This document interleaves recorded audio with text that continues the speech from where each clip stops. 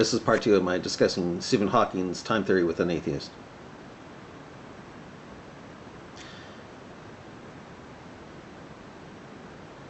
I suggest you actually study the subject before you start making ridiculous claims like the Big Bang was a god that exploded. Well, if you don't want to believe God willed the universe into existence, hey, who is the one believing a, quote, God, unquote, time in this case, exploded? No, excuse me, expanded into what we have now.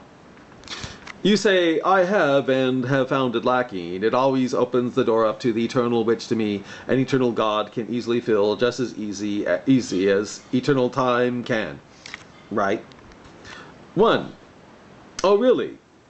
What was the name of the documentary you said you saw? What do you mean? 2. Assuming you did actually see a documentary, until you make a video disputing every single argument and piece of evidence in said documentary, your argument is meaningless and doesn't hold any substance. I'll refresh my memory on what it was that I said I found it lacking, please. Oh, I see. No, one documentary. Just what I have taken in by watching many documentaries on the notion of the prime mover, or lack of one, from the atheist perspective. That's all. You can't just say that some of the most intelligent people on this planet are wrong without providing any arguments and evidence to support said claim. Can't I? Do you have any idea how retarded you sound? No, enlighten me, please. 3.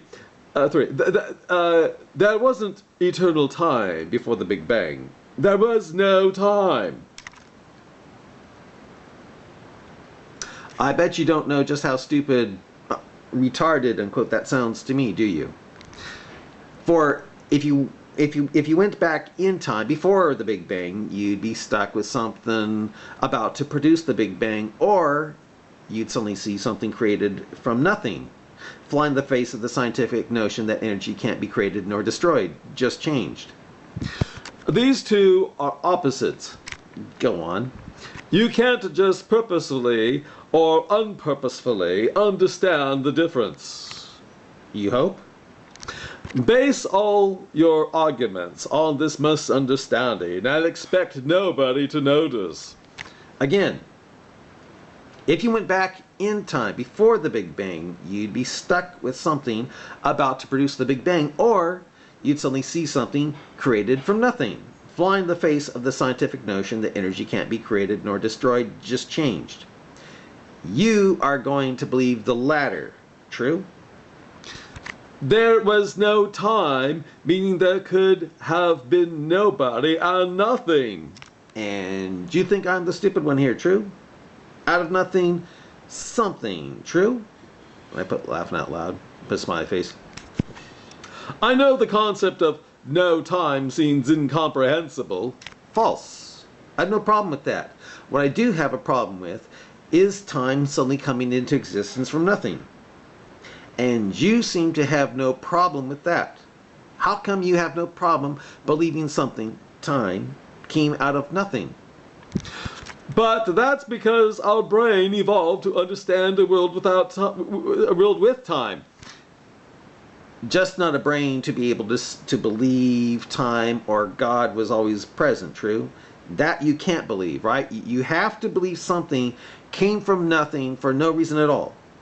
First there was nothing, then suddenly bang, quote, expansion, unquote. Really? If so, what's this, quote, energy can't be created nor destroyed crap just changed? Am I the retarded, and I'm the retarded one here, true? A place without time is unimaginable to us. Really?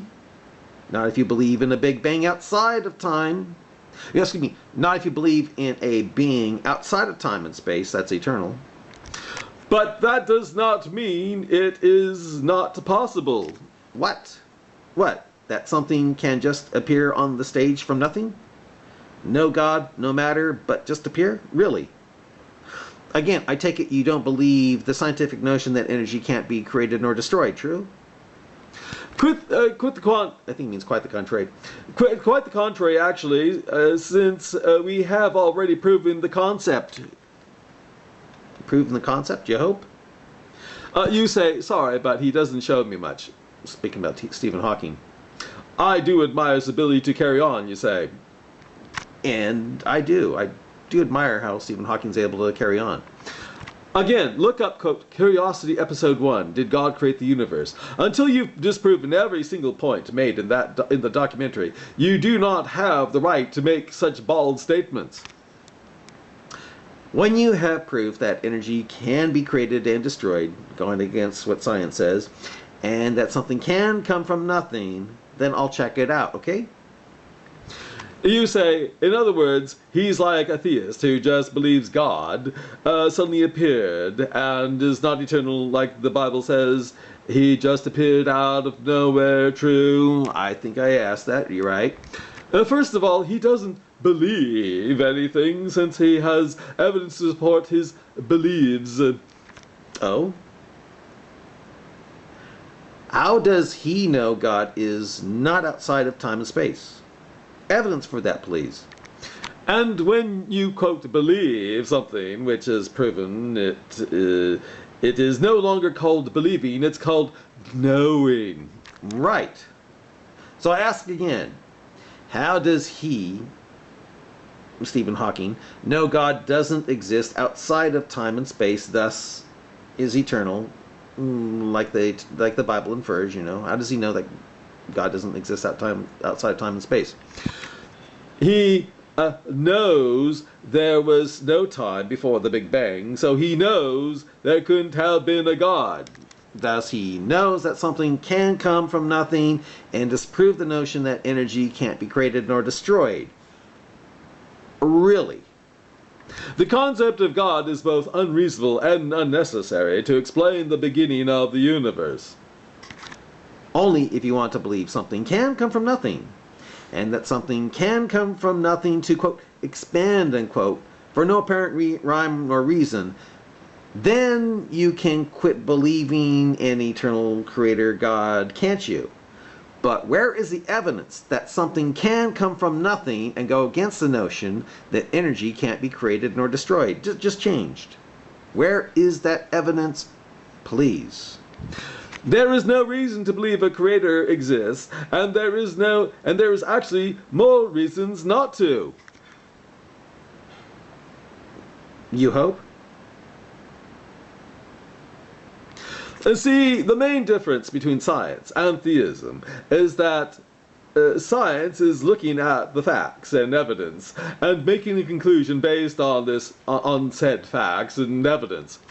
And again, the facts and evidence that something can come from nothing and go against the notion that energy can't be created nor destroyed just changed.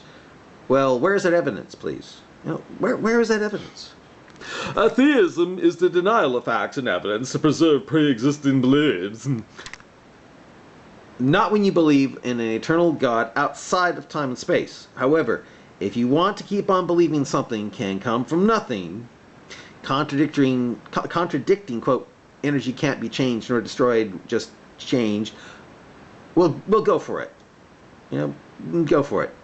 There is a big difference. If you actually looked at the evidence and thought about it rationally, you'd come to the conclusion Sir Hawking, and many more did. Again, where is your evidence that the notion that energy can't be created nor destroyed is false, and that something can come into existence from nothing? Evidence, please. Evidence. You say, quote, if God can't exist outside time and space, then I agree. But the Bible says different and explains how science is right about nothing can create how nothing can create nor destroy energy, thus energy and time could never be created without something outside time and space that is eternal God. Exactly. 1. Just because the Bible says something doesn't mean it's possible. You hope? 2. I'm talking about the possibility of a God, not the biblical God.